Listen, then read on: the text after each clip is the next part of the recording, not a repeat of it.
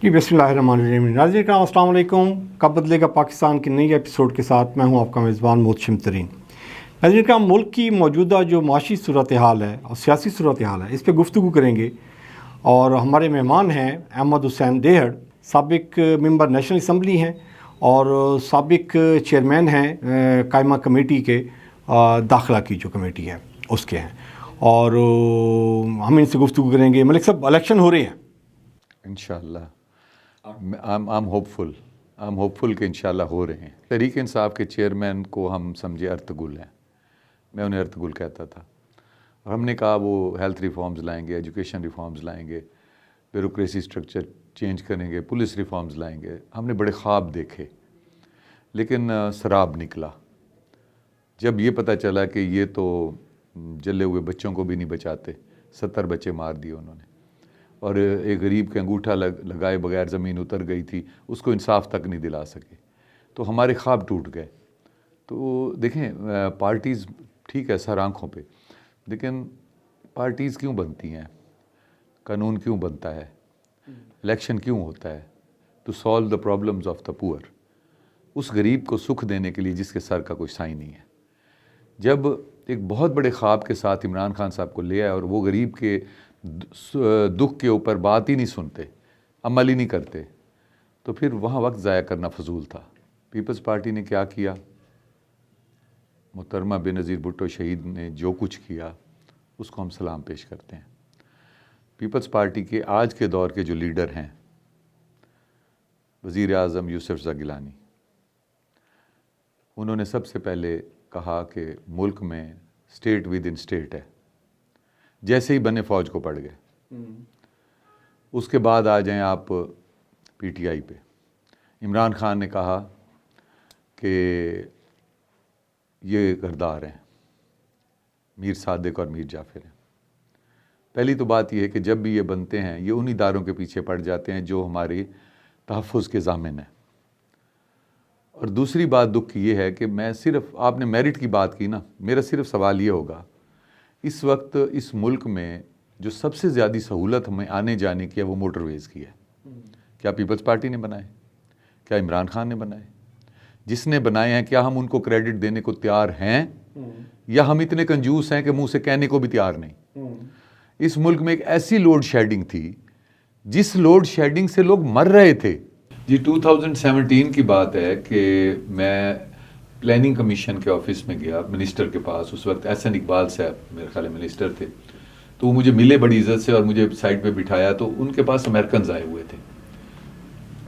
वो American were there for investment इन पाकिस्तान। मैं I am the witness of that कि मैं, यकीन करें कि मैं इतना खुश हुआ कि हमारा मुल्क इतनी तरक्की पे आ गया है कि अब अमेरिकन जो है वो हमारे मुल्क में इन्वेस्टमेंट के लिए आए हुए हैं। जब आपका मुल्क ऐसे अरूज पर आया तो हमें उस वक्त इमरान खान साहब ने ऐसी बातें कहीं कि मैं एजुकेशन, हेल्थ रिफॉर्म्स और ये पुलिस रिफॉर्म्स और ब्यूरोक्रेसी स्ट्रक्चर क्या क्या कर दूंगा, इस दुनिया को बदल दूंगा। हमने कहा ये तो अर्तगुल आ गया, हम सारे दीवाने हो गए। और फिर उसके बाद जो है हमने सारी उम्मीदें उनसे लगा ली। लेकिन हुआ क्या? हुआ ये कि हमारा मुल्क डिफ़ॉल्ट के दहाने पे जा खड़ा हुआ ये कि उन्होंने पूरी साजिश इस बात पे लगा दी कि मेरा चीफ ऑफ आर्मी स्टाफ बने और इस मुल्क को मैं प्रेसिडेंशियल सिस्टम की तरफ ले जाऊं। उन्होंने फ़ौज को टारगेट किया ताकि फ़ौज को दीवार से लगाया जाए, जैसे थर्ड वर्ल्ड कंट्रीज़ में हुआ। फ़ौज को दीवार से लगाएं और एटम बम जो है उनके हवाले कर दें। यही तो नवाज शरीफ का भी बयान था जी। गुजरात जलसे में वो बाजवा साहब को और फैज़ हमीद को, वो सारा को इसके 4 साल के टेन्योर में नवाज शरीफ भी यही करता रहा, मुझे क्यों निकाला, वोट को इज्जत दो, ये सारा बयान उसका भी यही था। देखें, पीपल्स पार्टी भी यही करती रही है, इमरान खान भी यही करता रहा, वो भी यही कर रहे हैं। देखें, वो शायद एक जो रैली थी उसके दौरान एक बात हुई थी और उसके बाद जो मुहिब्बे वतन कुव्वतें थी उन्होंने मिल के बैठ के इस बात को सॉर्ट आउट करवा लिया। लेकिन ये तो 6 महीने, 1 साल एक तहरीक चलाई गई कि जी आपके जो चीफ है, आपकी आर्मी है, ये गद्दार हैं। अच्छा, भी चलती रही उसके बाद मीडिया चलता रहा है। ये तो सारी पार्टी एक जैसी है। उसके बाद मीडिया नहीं, एक फर्क है। देखें, इन्होंने हमला तो नहीं करवाया, 9 मई वाला हमला करवाया, कोर कमांडर हाउस पे हमला करवाया, یہ اس طرح کے شہیدوں کی تصویریں پھاڑی ہیں. اور آپ کو پتہ ہے آئی واز منسٹر انٹیریئر، اس میں کون انوالو تھا، اصل پیچھے کون انوالو تھا، اور آپ کے ملک کو وہ ڈیسٹیبلائز کیسے کرنا چاہ رہے تھے. یہ کون لوگ تھے جو اے ٹی ایم جلا رہے تھے، کون لوگ تھے اے ٹی ایم جلا رہے تھے، اور کن کو آگے کر کے پیچھے سے کون لوگ کیا کر رہے تھے. یہ ایسے سوالات ہیں کہ اگر میں آپ کو بتا دوں نا تو آپ دہل جائیں گے. آپ کے ملک کے ساتھ جو کچھ ہونے والا تھا، یقین کر لیں یہ وہ پلان کر چکے تھے کہ پاکستان جو ہے اس سے ایٹم بم لے کے اور اس کو ہم اس سٹیج پہ بنائیں گے کہ یہ ہندوؤں کا غلام ہوگا. جو فلسطین میں ہو رہا ہے وہ یہاں ہو رہا ہوتا. میں کہتا ہوں کہ میں سلام پیش کرتا ہوں ان لوگوں کو جنہوں نے اپنی سیاست کو داؤ پہ لگا کے، اپنی بدنامیاں لے کے، ایک ایسی جو آئی ایم ایف کی انہوں نے شرائط جس پہ سائن کیے انہوں نے، اور شرائط میں جو آپ معاہدے کی جب آپ وائلیشن کرتے ہیں تو یہ پاکستانی نہیں ہے، یہ انگریز ہیں. یہ پھر مڑ کے بھی نہیں دیکھتے.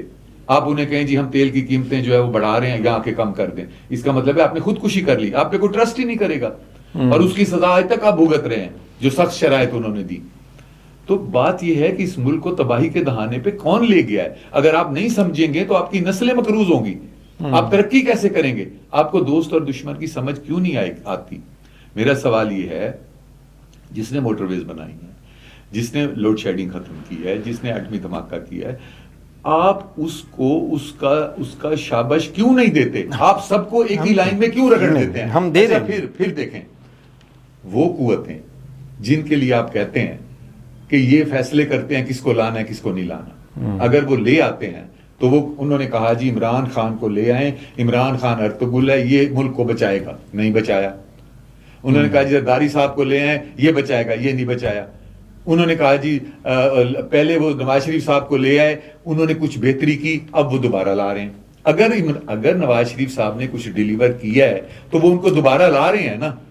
کوئی دوسرے ملک سے کوئی ایسا بندہ تو نہیں لا رہے کہ جو ان کسی کا ایجنٹ ہے. وہ اس بندے کو لا رہے ہیں نا جو پچھلے الیکشن میں جیل میں تھا، اور جس کو کس طرح جیل میں ڈالا گیا تھا اور کس طرح عمران خان صاحب کو لایا گیا تھا. اور آج اگر اس کو ایک موقع دیا جا رہا ہے تو یہ صرف ملک کو سنبھالنے کے لیے دیا جا رہا ہے نا. ابھی آپ بات کر رہے تھے کہ یہ پچھلی جو گورنمنٹ ہے اس کا تسلسل ہے، یہ اب اس بات پہ قائم رہیے گا کہ پچھلی گورنمنٹ کا یہ تسلسل ہے. میں آپ کی بات کو سیکنڈ کرتا ہوں. اب اس بات میں بھی شابش دے دیں کہ جو ڈالر کی قیمت کم ہوئی ہے اس پہ تو شابش وہ کیئر ٹیکر نے کم کی ہے. آپ کی 16 مہینوں میں نہیں کم ہوئی، آپ کے 16 مہینوں میں تو سر ابھی آپ نے کہا کہ پچھلی جو کیئر ٹیکر پچھلی جو پی ڈی ایم کی حکومت تھی، یہ کیئر ٹیکر حکومت اس کا تسلسل ہے. نہ آپ اس پی ڈی ایم کی 16 مہینے کی کارکردگی کی بیس پر الیکشن میں جا رہے ہیں کہ یہ ہم نے یہ کام کیا. جی نہیں، الیکشن میں ہم اس لیے نہیں جا رہے، ہم الیکشن میں جا رہے ہیں 2017 والے نواز شریف صاحب کے کام کی وجہ سے. اوکے، یہ 16 مہینے کے ہم نہیں کاؤنٹ کریں گے. 16 مہینے میں ہم نے عمران خان کا گن صاف کیا ہے.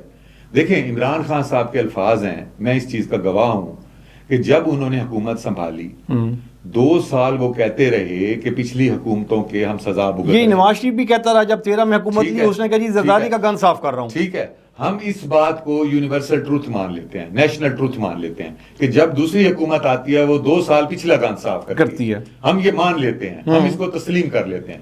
تو جو پی ڈی ایم کی اس دفعہ حکومت آئی اس نے پچھلی حکومت کا گن صاف کیا. لیکن وہ کہا نہیں ہے.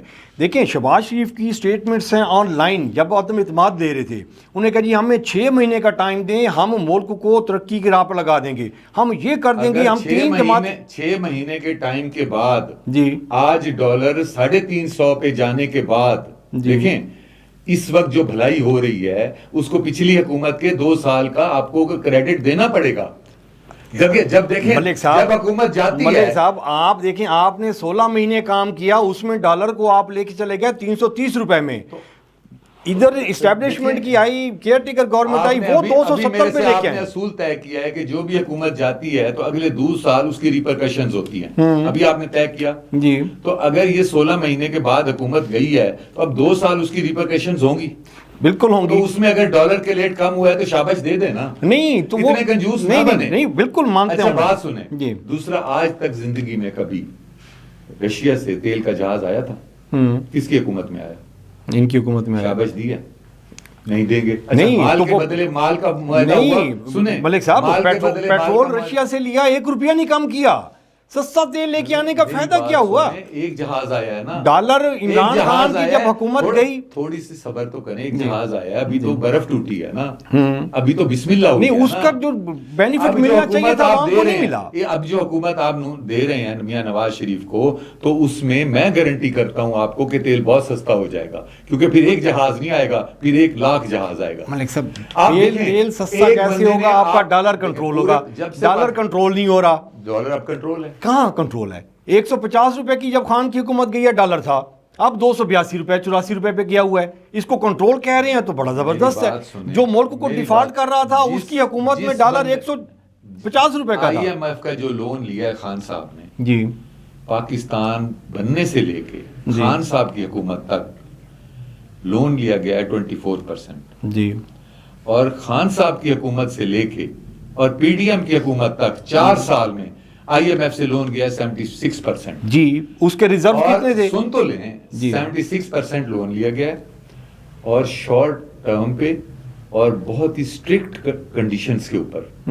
اور وہ تو ایسے ہے نا کہ جیسے پٹھان سے آپ نے مرسیڈیز گاڑی لی ہو کہ جی 1 کروڑ کی گاڑی ہے اور آپ نے کہا ہو کہ میں 3 کروڑ اس پہ سود دوں گا. تو بات یہ ہے کہ گھر تو تباہ ہوگا. گھر تباہ انہوں نے کیوں کرنا تھا؟ گھر تباہ اس لیے کرنا تھا کہ اس ملک کو اتنا مقروض کر دیں کہ جیسے انہوں نے کشمیر ان کے حوالے کروایا, اور اس کے بعد اس ملک کو اتنا کمزور کر دیں کہ یہ ایسے حالات میں آ جائیں کہ انہیں ایٹم بم واپس کرنا پڑے. میرا اس بات کا ثبوت اس طرح سے ہے کہ ایک الیکشن ہوتا ہے لندن میں, وہاں پہ یہودی کی سپورٹ کرتے ہیں خان صاحب. اس کے بعد ابھی جب یہ جیل میں تھے اس وقت ایک اسرائیل تھا جس نے ان کے لیے آواز اٹھائی ہے.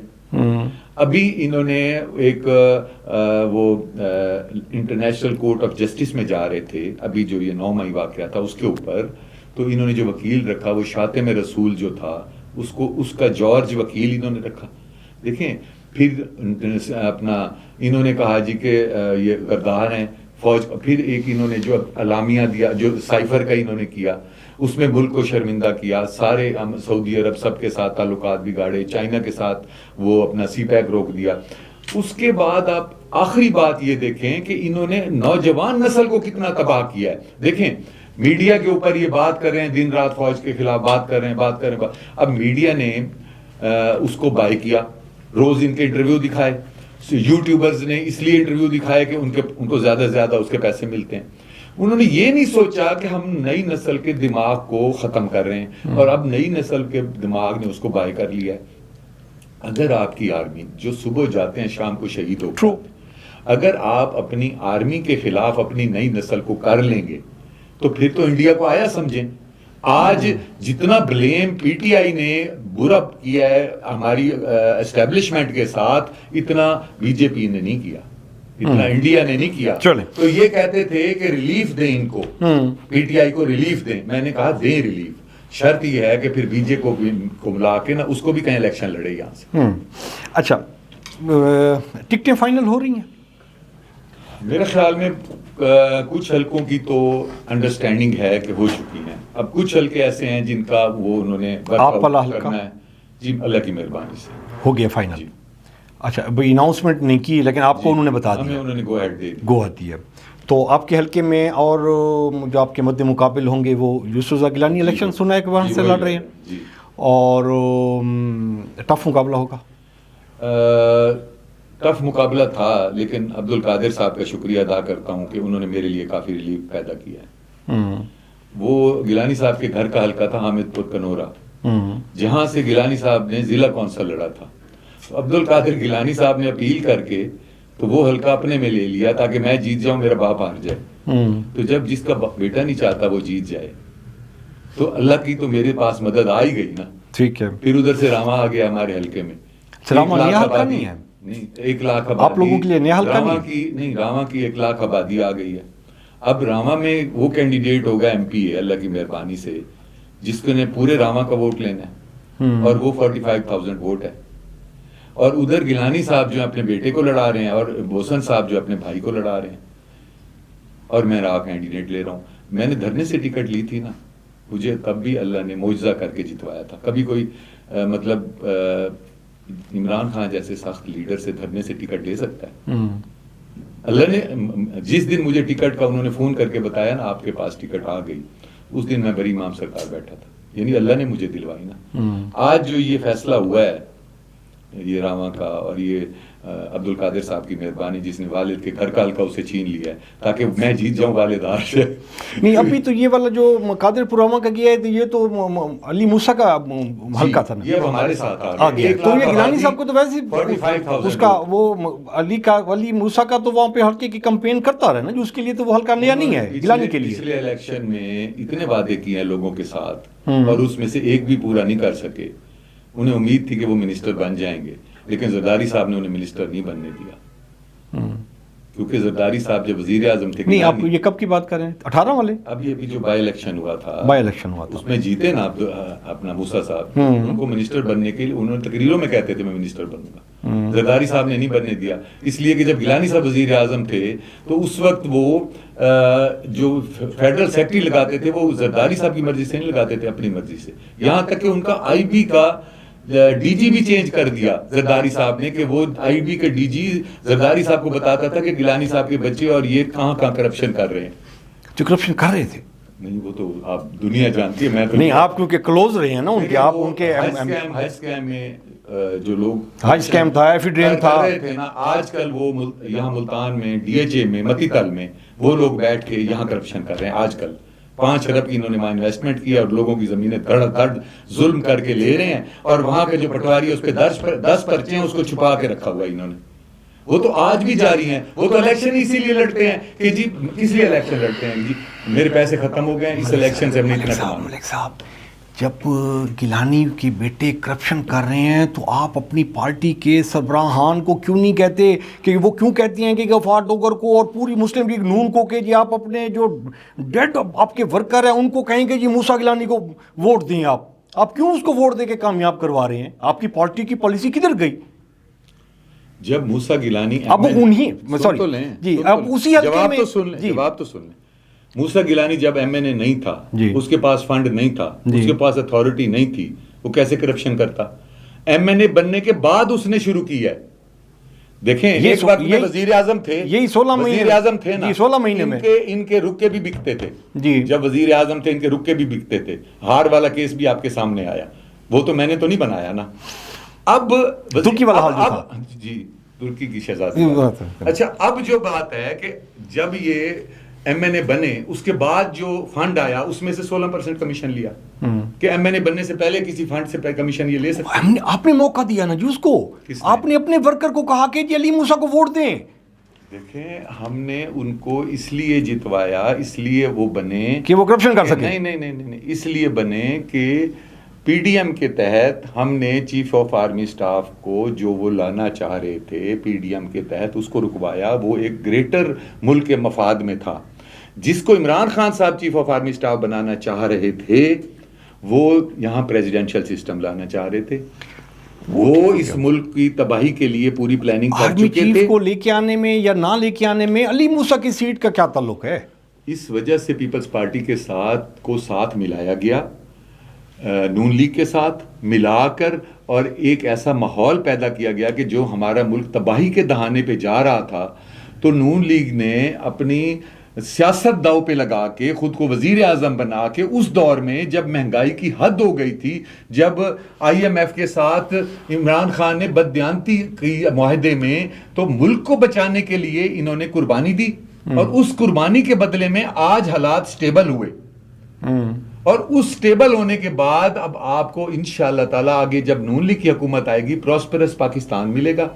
آپ کو انشاءاللہ تعالیٰ دیکھیے گا موٹر ویز بھی اور بنیں گے, مہنگائی بھی ختم ہوگی, کیونکہ نواز شریف اس ملک کا بخت ہے. اچھا آپ کے حلقے میں اسکندر بوسن بھی کینڈیڈیٹ ہوں گے؟ بالکل ہیں. وہ انڈیپینڈنٹ لڑیں گے یا کسی پارٹی میں شمولیت کریں گے؟ انڈیپینڈنٹ لڑیں گے. پچھلے دنوں سن رہے تھے کہ وہ ترین صاحب کی پارٹی میں جا رہے ہیں, بٹ اب وہ بھی شاید بات نہیں ہے. مجھے تو یہی انفارمیشن ہے کہ وہ ان کا شوکت بوسن بھائی بھی ان کا لڑ رہا ہے ایم پی اے پہ, اور اوپر وہ خود ہے. وہ آج کل یہ کہہ رہے ہیں بوسن صاحب کے نہ انہوں نے کسی میٹنگ میں آئے ہیں, نہ انہوں نے کوئی جلسے کے لیے کوئی گاڑی بھیجی ہے, نہ انہوں نے کوئی نون لیگ میں پارٹیسپیٹ کیا ہے. وہ کہتے ہیں جی نون لیگ والے مجھے گھر بیٹھے ہوئے ایم این اے اور ایم پی کی ٹکٹیں دے جائیں گے. وہ آج کل یہ کہہ رہے ہیں. جبکہ پچھلے الیکشن میں جب میں نے پی ٹی آئی سے ایم این اے کی ٹکٹ لی تو انہیں نون لیگ سے ٹکٹ مانگی تو انہوں نے سلمان قریشی صاحب کو دے دی. تو اب وہ کہہ رہے ہیں کہ جی ہمیں جو ہے نا یہ اب اچھا گیلانی صاحب کیا کہہ رہے ہیں؟ گیلانی صاحب میرا نام کہہ رہے ہیں 148 میں نہیں لڑیں گے، 149 میں لڑیں گے.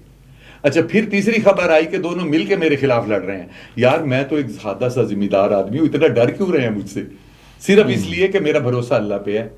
میں حق اور سچ کی سیاست کرتا ہوں، میں چور ڈکیٹ کی سپورٹ نہیں کرتا، میں جھوٹے پرچے نہیں کراتا، میں قبضے کی سیاست نہیں کرتا، اور میرے ساتھ اللہ کی مدد ہوتی ہے اور صبح ماں کے پاؤں چوم کے گھر سے نکلتا ہوں. تو اس وجہ سے یہ میرے سے اب ڈرتے ہیں.